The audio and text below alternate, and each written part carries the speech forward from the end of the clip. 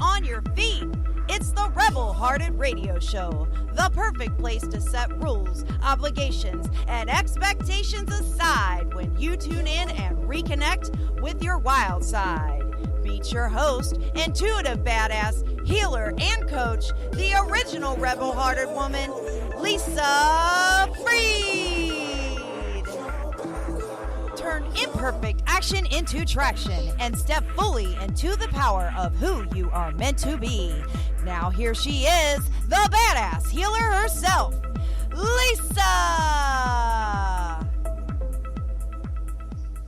Hey everyone, welcome to the Rebel Hearted Radio Show. My name is Lisa Friedt. I'm so excited to be your host today. I have with us an absolutely beautiful, fun, joyful, and playful guest you can expect over the next 45 minutes or so to laugh your little butts off, or your big butts, whichever. There's no judgment here. Laugh away.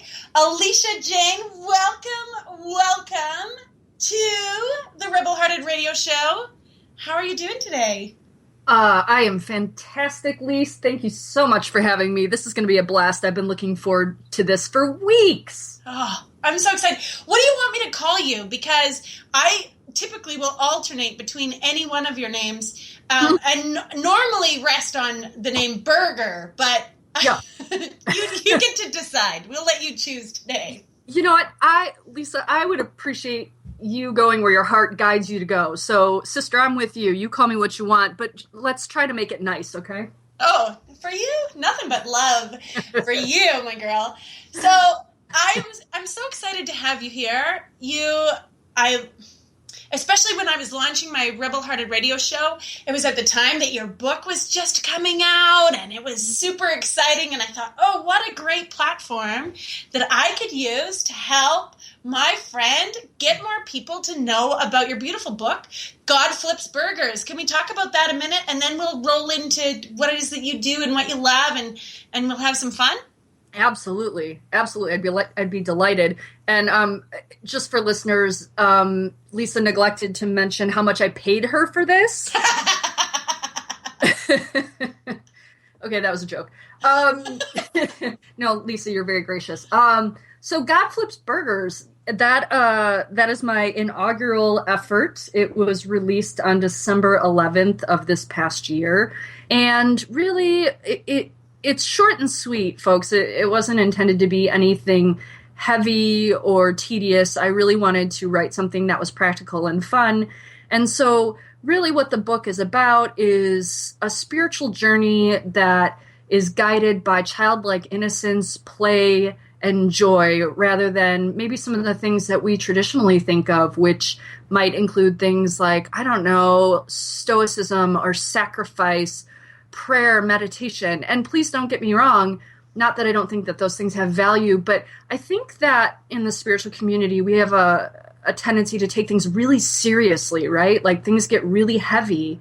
And my book is really about taking a different path and taking a different approach to spiritual growth that is really grounded in what I call innocence, which is all about play, joy, spirit, fun, laughter, and really what I think we are intended to be here in this lifetime. So that's the nuts and bolts of it, really. Yeah. I was so grateful to receive a copy of your book, and I can't wait to pay that forward and share it with other people. And what I love about it is that it's always so playful, ever since I've met you. And we'll let the audience know. So I know Alissia as Burger. That's always been her name. Her beautiful wife is she is my best friend. Like, she's my BFF, and she's always called you Burger. That's always how I've known you. When we talk, if the name Alissia ever comes into the conversation, I'm like, well, who? Who are we talking about? So can we, like, when I read through your book, and it's beautiful, by the way, and the title even, God Flips Burgers, I feel so immediately connected to you and this very playful, light nature. So let's start with it. Like, tell us about when you decided to write this book, and what made you go, I gotta put this in words, and I gotta share it with people. Yeah, thank you for that question. That's great. So it started back in 2012, and ironically, it coincides with when I met my beautiful wife, Kita, who I might mention is just totally inseparable from Lisa. Sometimes I wonder if they're one and the same, because I've never actually seen both of them in the same room. It could. So 2012, I'm at a self-awareness seminar, one of about 1,000 that I've attended in my lifetime, and I'm invited into this exercise where I am to pull a picture of myself as a little girl and bring it in for purposes of this particular exercise. And out of respect for that organization, I won't share with you what that exercise was, but I will share what came out of that. And what came out of that was this profound sense of innocence and the following phrase, which really was the impetus for writing the book, which goes something like this. Innocence is never knowing, and ignorance is having forgotten. So what that means to me is that in our innocent state, which I truly do believe to be our nature, we didn't know anything different than to be connected to source, right? To be connected to God or your creator or the universe, however you want to describe that force, right? And so innocence is being connected to that and not knowing anything different than to be connected to that, to be joyful, to be light, to be playful. And as we grow up in the world, we're habituated into this ignorance. We become ignorant of our connection to our innocence, and we become ignorant of our connection to God and to source.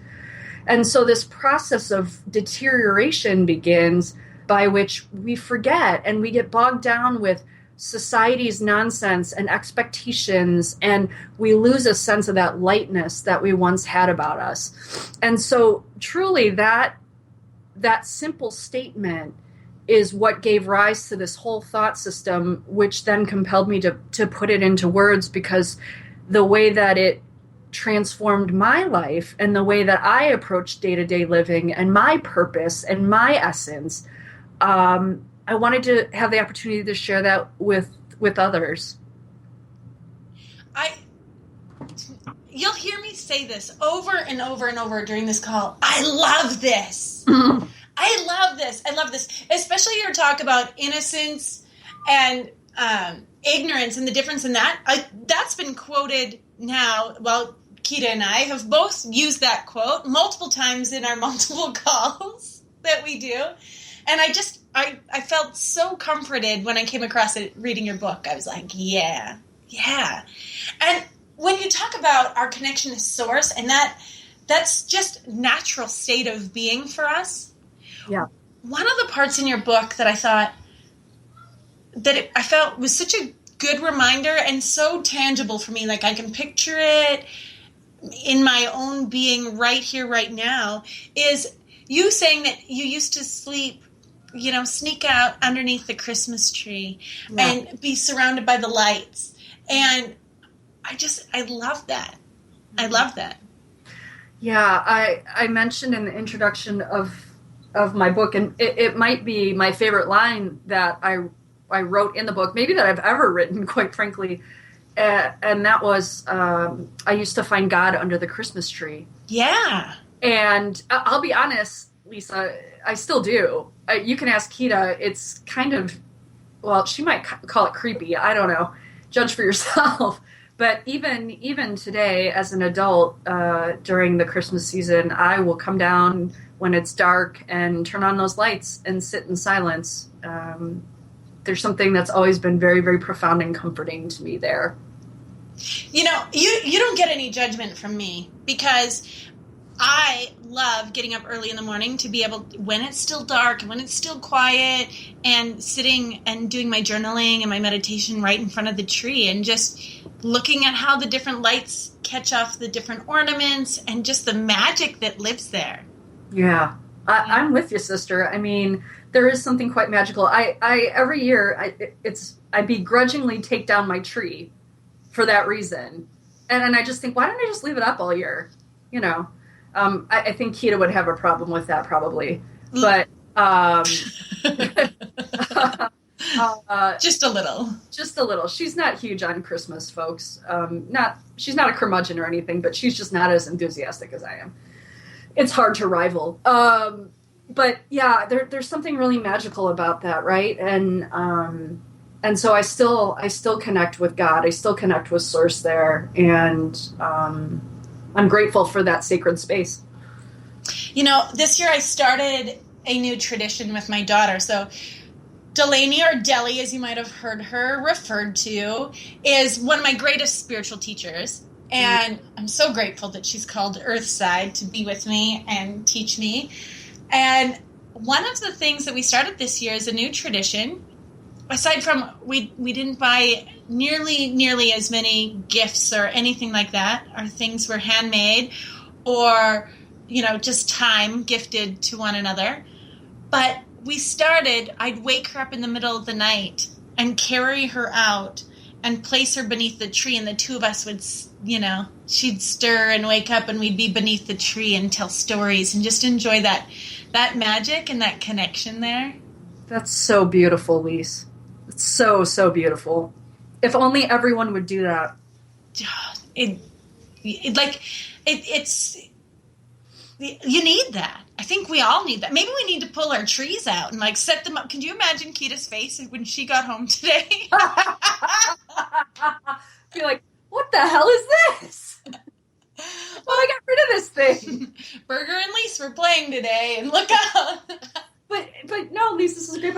But do we even need a tree? I mean, we get the symbolism, right? We get the symbolic nature and what it brings to us.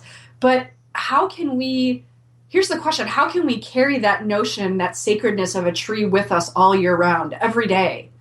Well, do you know what I did? Is I said to my husband, after Christmas, let's look for white twinkly lights that are on sale. I want to string them in my office so that when I'm doing my work, I can be surrounded by the magic of this.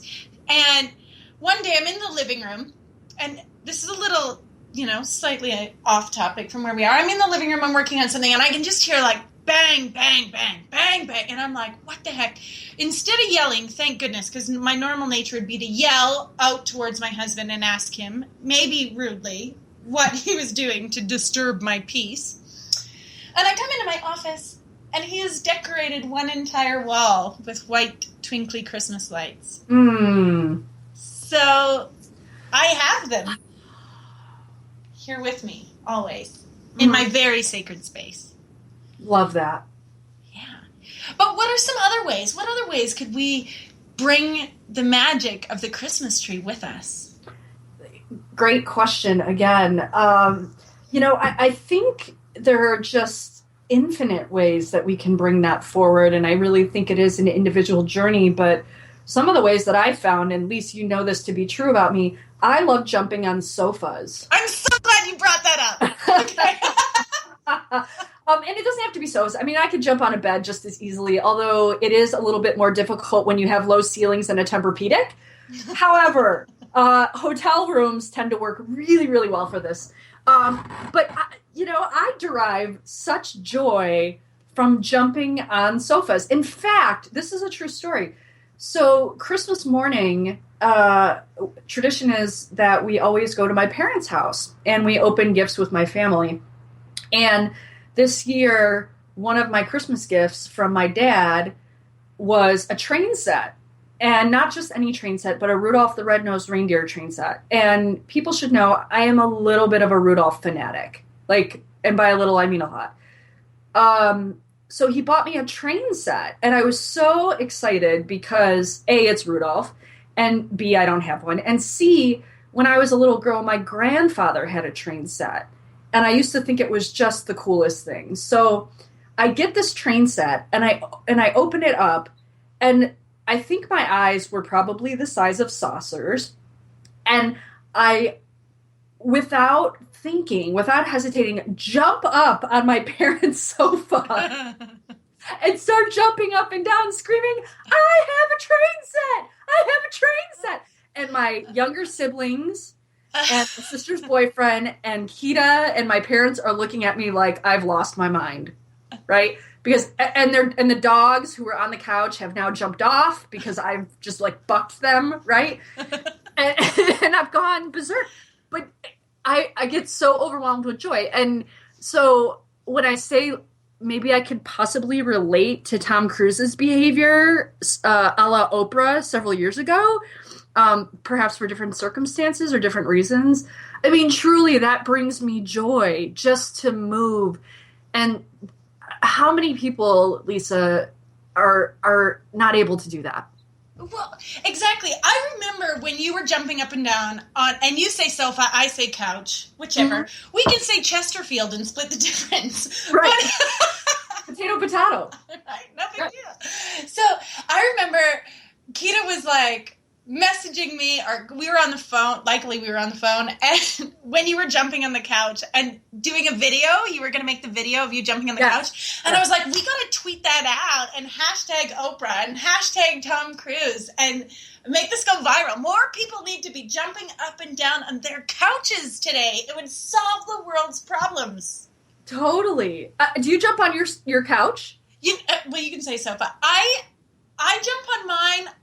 I'm a bed jumper, even though I've got a ceiling fan, so I kind of crouch down. I'm more of a dancer. And it looks like I'm having a seizure. And it's really awkward. And I dance and sing horribly. And that's my thing. And the dogs get excited and involved, and it's quite the production. Yeah, but that's beautiful, Lisa, because A, it's yours, right? That is your expression of joy. That is your expression of innocence. But also, what's great about that is this, as part of this ignorance that I talk about, right? This habituation, this dulling of our senses, if you will. I talk about how we become hesitant to do those things because we're afraid of how we're going to be judged in the world, right? Yes! Well, okay, I'm 37 years old and I should be acting like an adult. And what does that mean? Well, I know plenty of people who are older than I am who I'm not sure have reached that pinnacle yet. And I don't think they know what it means.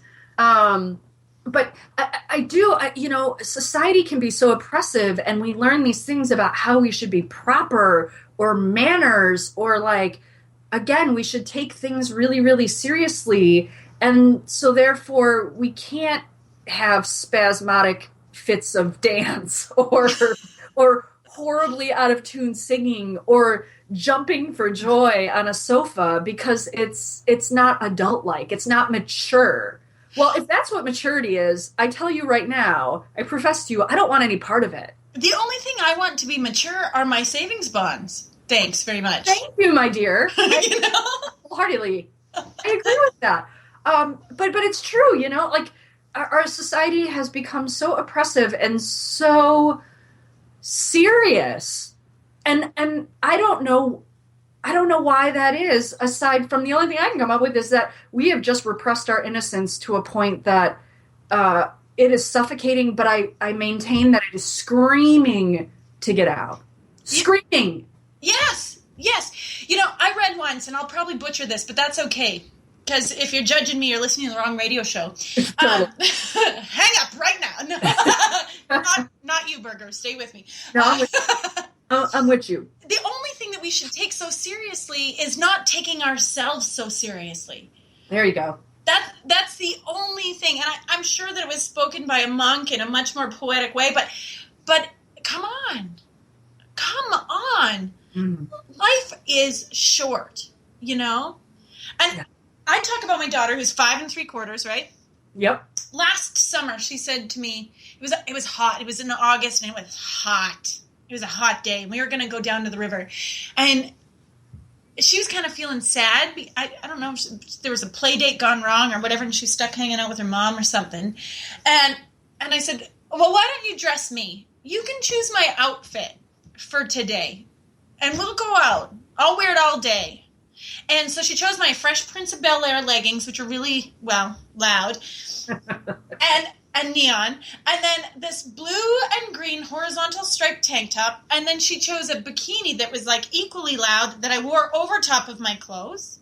Love it. And a duck hat and a pair of flip-flops, and we just went out all day, went and got groceries, went and hung out, went to the river, and I posted it on social media, and people were like, you actually went out like that? Well, yeah, for a multitude of reasons. One, it made me laugh. Two, it made her laugh and made her trust that my word, right? I said that she could dress me up. She gets to dress me up. Yep.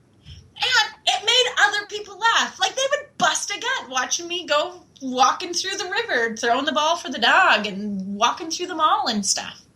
Yeah. Yeah. Lisa, thank you for sharing that. It's so beautiful for, again, a multitude of reasons. One is that there's an element of spontaneity in there, in that, and going back to what you talked about pulling Deli out of bed, right, and bringing her underneath the Christmas tree, that spontaneous action, right, allowing your daughter to dress you in this outrageous outfit, and God bless you for going out into public like that. I mean, that really takes some gumption. But there's something so beautifully spontaneous about that, and that's another thing I think that goes hand in hand with innocence. That innocence, when you look at kids, they're not like premeditated. Like Deli didn't wake up that morning and think, oh, I'm going to dress my mom up in something really funky. No, she just said, like, okay, let's throw something together, Mom. Let's go out to the river and go grocery shopping or whatever that you were going to do. That we just do, right? We don't necessarily always think about, well, should I or shouldn't I? Should I wear the bikini over my clothes? What are people going to think if I wear a bikini over my clothes? Well, forget it, right? Mm-hmm. Just let life move through you. Let spirit move through you and just play. Let that innocence take over you, to wash over you, and just to go and enjoy your life. Because like you said it short. I say life is the longest thing that I'll probably do. but it goes by really quickly, right? And so why waste it on other people's rules? Why waste it playing by other people's rules? Exactly. Like, why waste it on ignorance? What you wrote something in your book, and I won't try and get the words right or whichever, but I was like, oh my gosh, wow. When you were talking about, your mom would say to you, Alissia, Jayne, do you have to go to the bathroom? Like, go potty. We're about to get in the car. Do you have to go potty? No, I don't have to go potty. You get in the car. You're driving for 10 minutes. You're in the back of the wood-paneled station wagon. You're looking out the window. And then you're like, well, stop the car. I got to go pee. And your mom is probably like, did I not just ask you this? Like 10 minutes ago. Did I not just specifically ask you if you had to go? Mm-hmm. And how you talked about, like, it wasn't premeditated. Right. You weren't trying to wreck the car trip or frustrate anybody. Your brain did not take you to, like, you asked me, did I have to go pee? I didn't have to go, so thanks very much. It wasn't, will I have to? Yeah, absolutely. Because innocence has the ability to stay in the moment, Lisa. Innocence can stay in the moment. Ignorance can't. It thrives. Ignorance is so insipid. It thrives on our past and our future. Right? It keeps us shackled to all the mistakes that we made in the past, and it keeps us worried about what's going to happen to us in the future. And innocence can embrace the now. So innocence doesn't think about the fact that it has to go pee 10 minutes from now, or that it might have to. It just says, no, I don't have to go. Yeah. I don't have to go. And it's that simple. I love it. I love it. You changed my parenting. You, a woman who has not yet had children in her life, changed my parenting by that line, because I was like, I get so frustrated. Like, didn't I just ask you? And then wait a minute. Yeah. Yeah, and I'm grateful for that. That was certainly not my intention, because you're right. I am not a parent. Well, you are, of birds and Gracie. Of feathers and fur. but not of children, human children. But with that, there's a deeper, or I shouldn't say a deeper, but there's another lesson to be gleaned from all this, and that is with regards to our own bodies and how we take care of ourselves, right? That we do things that make taking care of ourselves more complicated than it actually needs to be when it comes to our body. And that's a whole another conversation. I mean, we could do a 18-part radio series on that one alone. Right?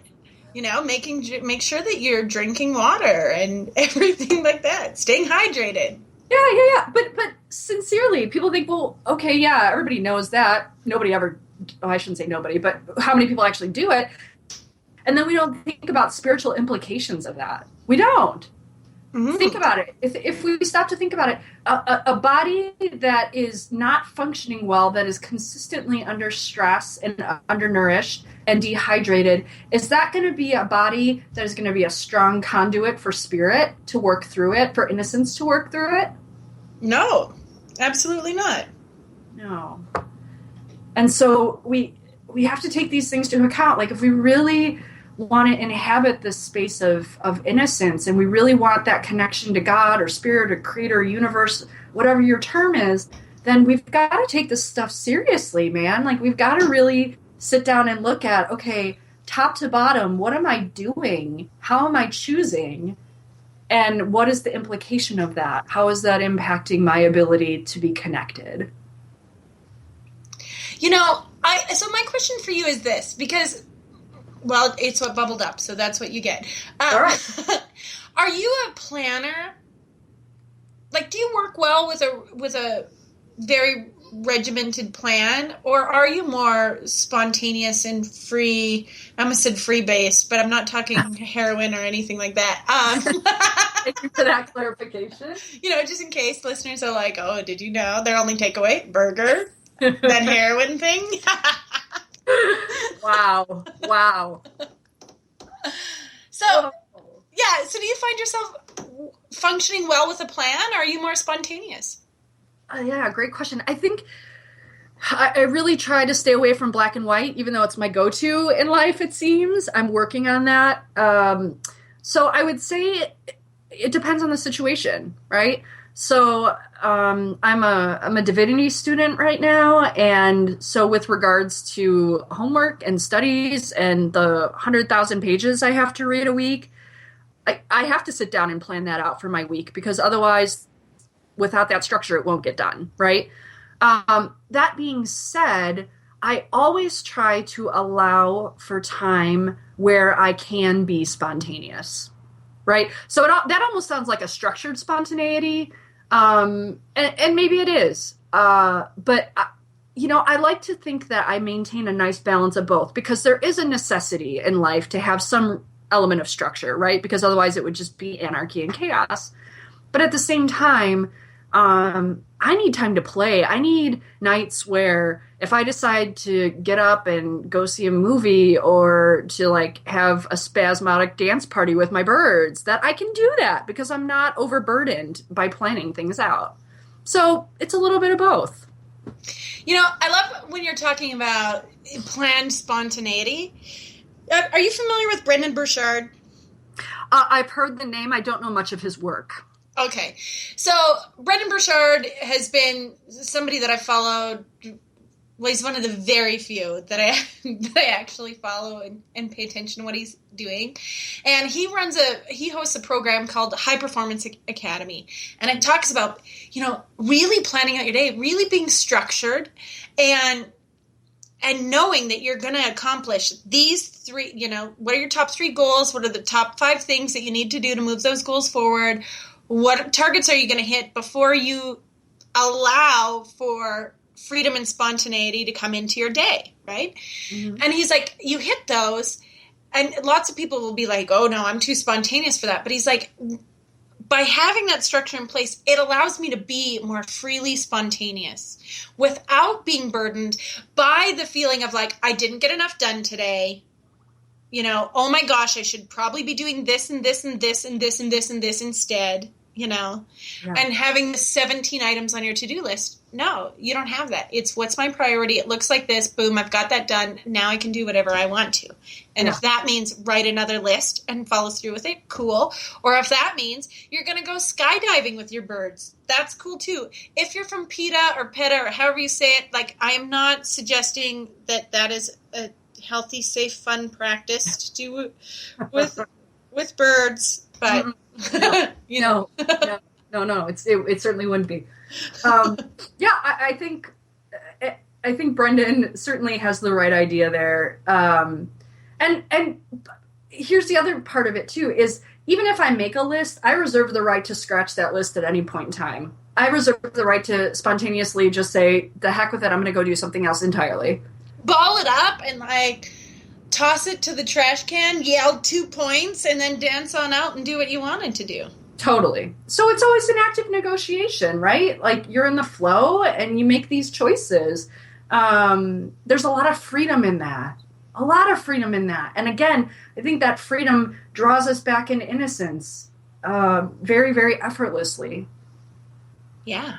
So when you were writing your book, what was one of the biggest challenges that you faced as you were writing God Flips Burgers, which is available on Amazon, by the way?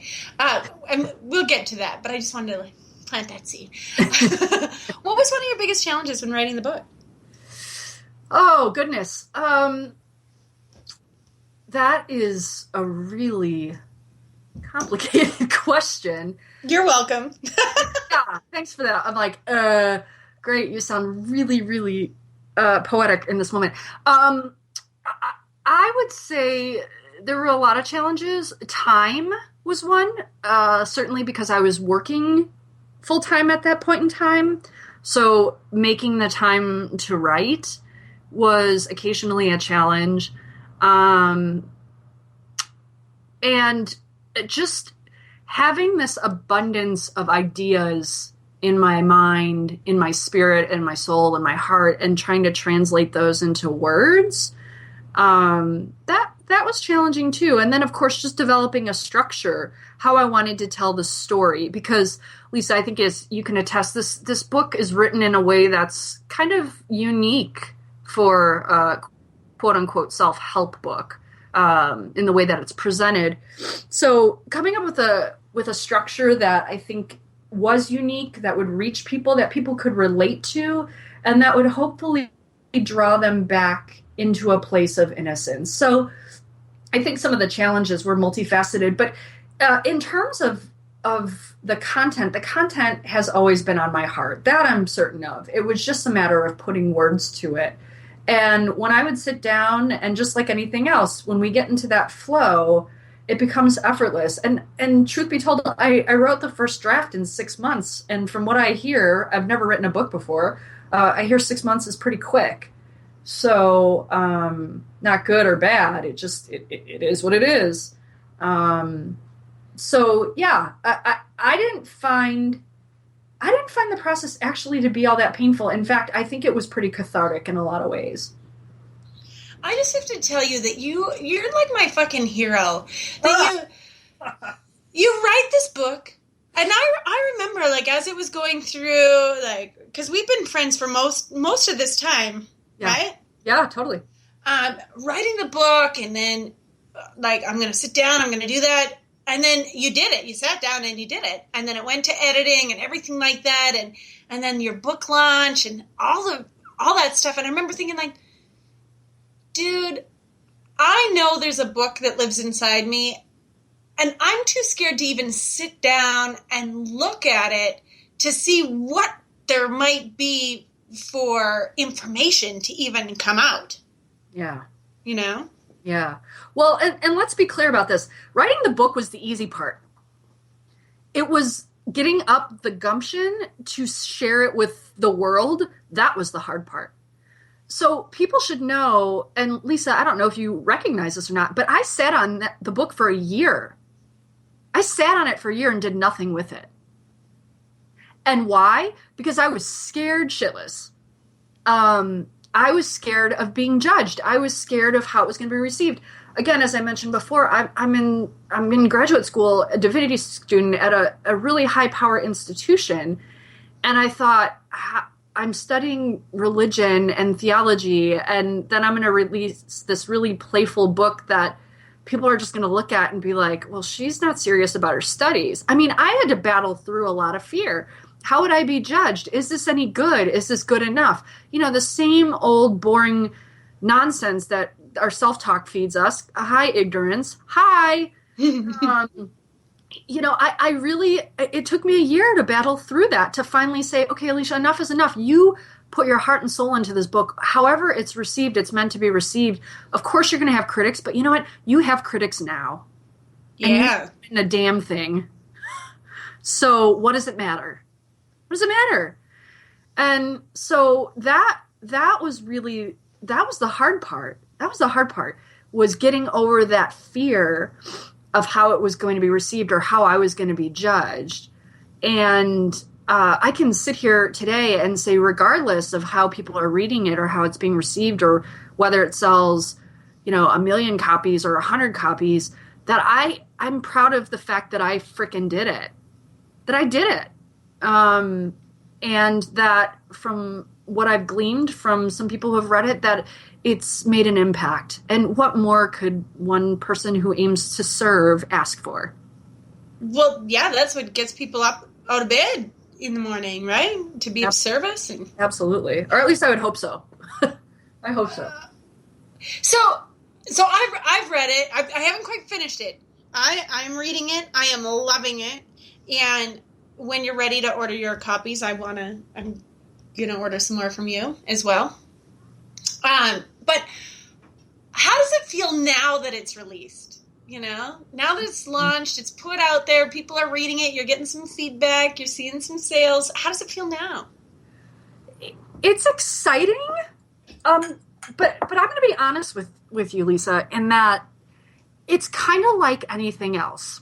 So let's say, for example, you found your dream house, right? Like somehow you've acquired enough wealth where you can purchase this dream house and you're so excited, right? And it's the best thing ever. And so you move in and maybe you get some new furniture to fill it up and you've got your palace and your safe haven and everything's great. And then after a while you decide that you don't like your cabinets anymore. So maybe you should replace those. And then you're like, well, the appliances are kind of outdated, so maybe I should, replace those too.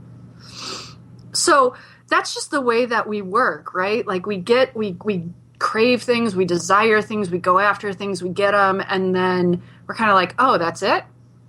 So I'm not saying that as a totally fatalistic, like, don't write a book because it sucks. I'm not saying that at all. Great.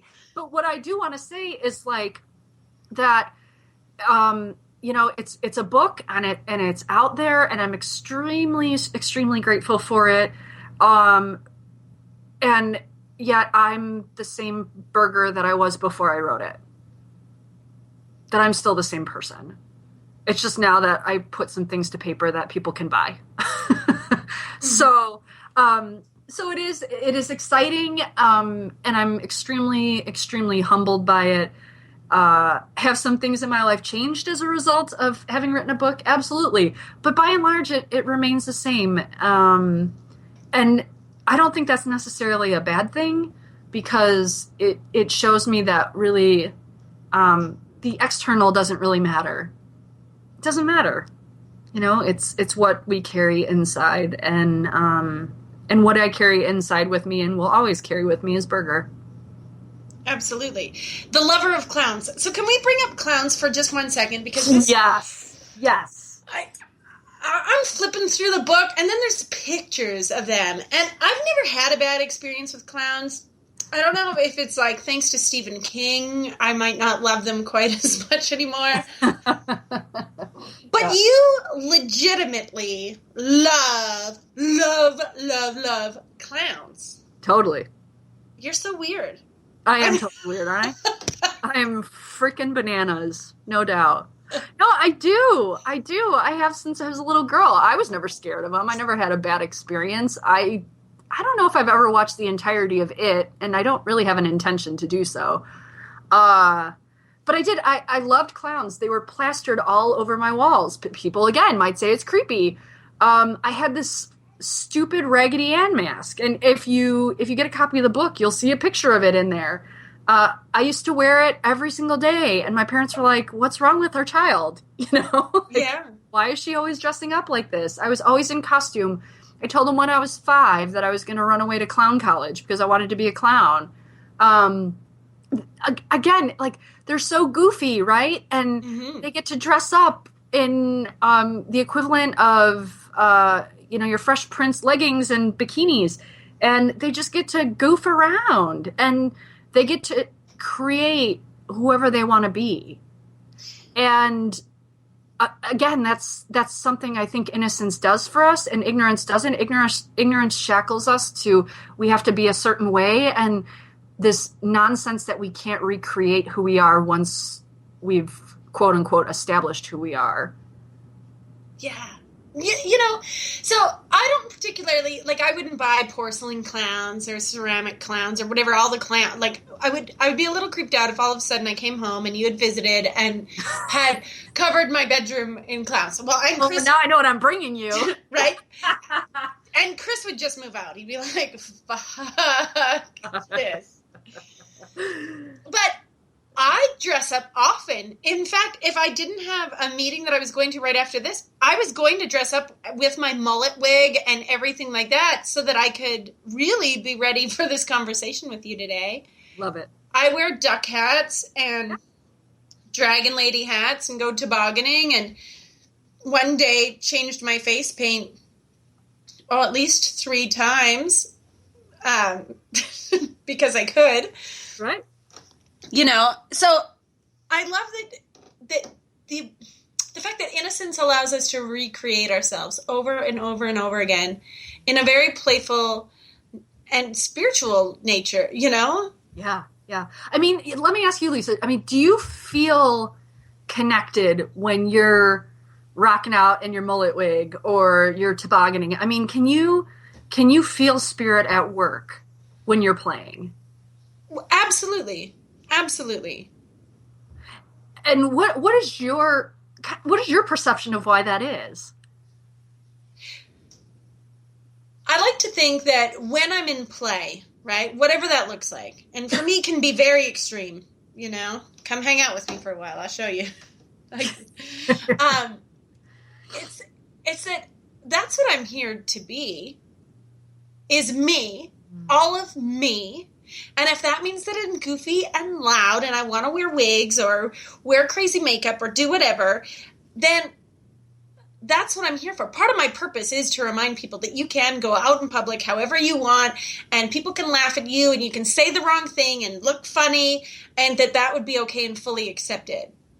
And so I always feel connected when I'm like that, especially if it's inspiring someone else to, I don't know, wear a different color other than black and gray. Yeah. Yeah. Because when I think about Source or the universe or God and the many prophets and avatars that have come walk the face of the planet, think about this. None of them have been conventional. None of them. And so why should we? I can't even imagine, like, when I talk to clients, right? And their big thing is like, well, I need to be shiny and I need to make sure that everything always looks good. And I've got my champagne glass and I'm on the yacht and my pictures all look this way because that's what, I'm in the coaching world. So that's what the other coaches that are really killing it are looking like. And I just want to say, like, but then that's not you. Yeah. And you're robbing the world of you. Yeah. Right? Yeah. One thing that I have always appreciated about you, Lisa, is just your willingness to call bullshit. And no, truly. And I love, this was not too long ago when you wore your duck hat and you went on a Facebook rant. Yeah, that was pretty sweet. It was pretty sweet. But you called it fake book. And I was like, yeah, absolutely. enough of the facade, enough of the pretending to be something that we're not, enough of the keeping up with the Joneses, enough of the I have to have this picture perfect life, enough of the I never feel pain and I smile all the time. Give me a break. That is not real. It's not. And I think innocence, again, in all of its joy and splendor, allows for life to be messy. Like, I like to liken life to a big finger painting. You know, like, we just take our digits and we, like, get a bunch of different colors and we just smash our hands in them, and then we've got this huge canvas and we're just smearing things all over the place. And it looks like a disaster, but in reality, it's a masterpiece.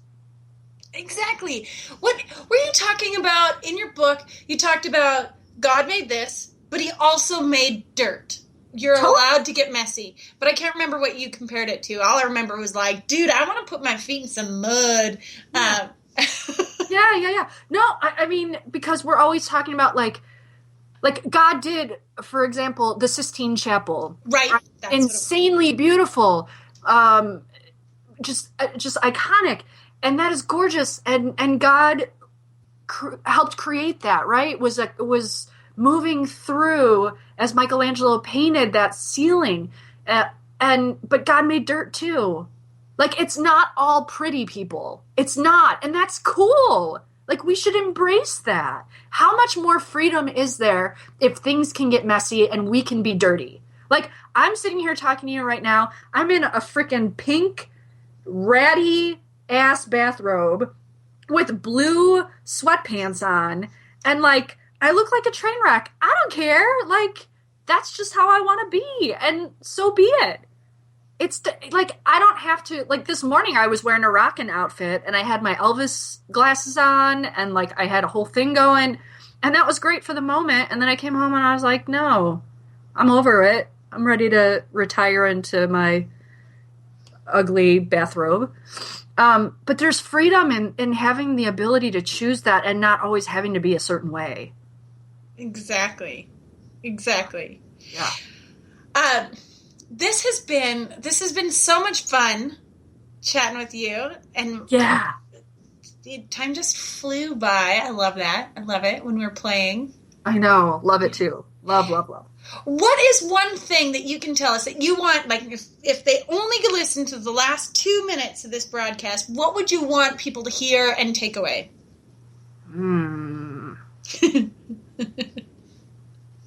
I should have prepared for something like this. I should have known this was going to come.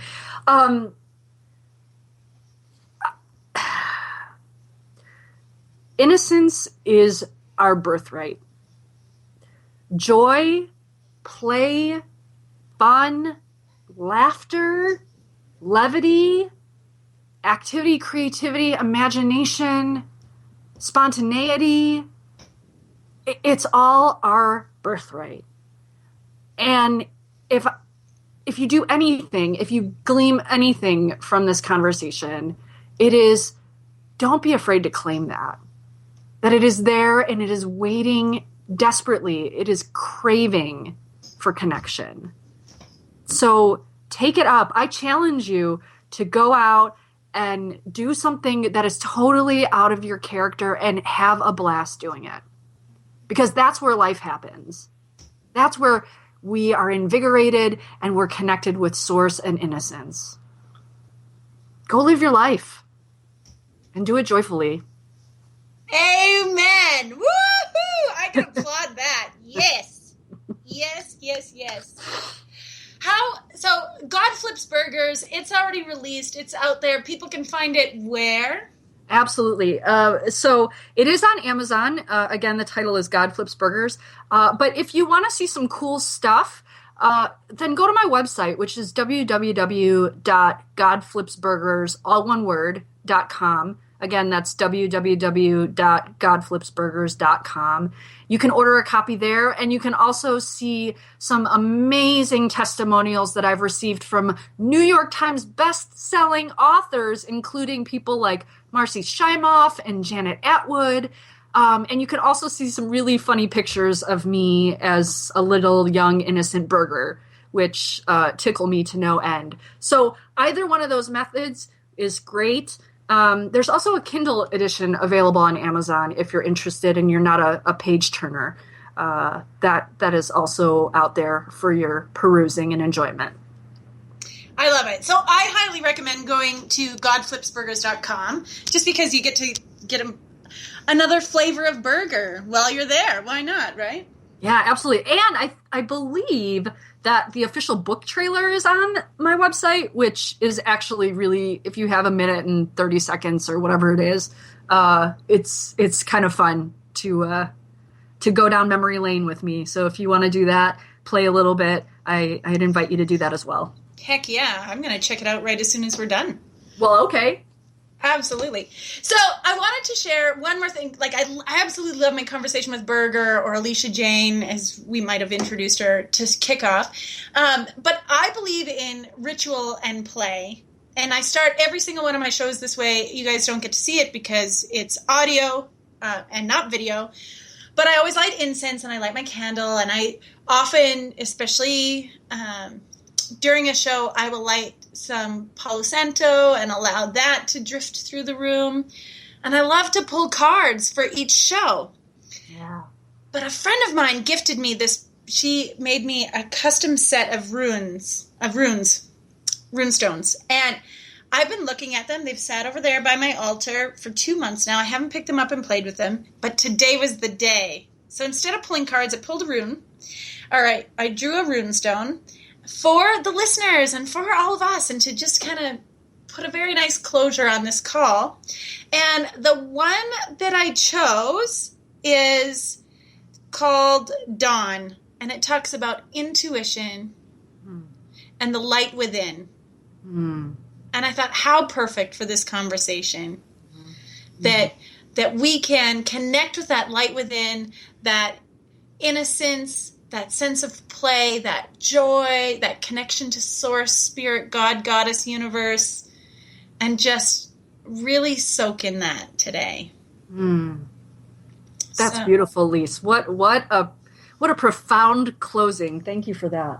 So I hope that you really enjoyed our episode today. We're every Tuesday at 1 p.m. Eastern on Spreaker with Bold Radio Station. And you can connect with Berger at godflipsburgers.com and just watch that book trailer. Share it out. Send some love. Let her know that you listened to her here and that you're there and checking it out. And by all means, please connect with me at rebelhearted.com. Let's have some fun there. It gives you an invitation to my private community. And let's just play more and be more joyful and inspired and in spirit as we go forward throughout the rest of our week and the rest of our lives together. Amen, sister. Thank you so much for joining me, Berger. Thank you for having me, Lisa. This has been amazing. Oh, just awesome. All kinds of awesome. And to those of you listening, I wish you a day as absolutely beautiful as you. We will talk to you soon, next week, this time. So much love. Mwah! Bye for now. Bye-bye. Thank you for joining us on the Rebel Hearted Radio Show. Is your wild child still left wanting more? Contact Lisa further at rebelhearted.com and step into your rebel-hearted self.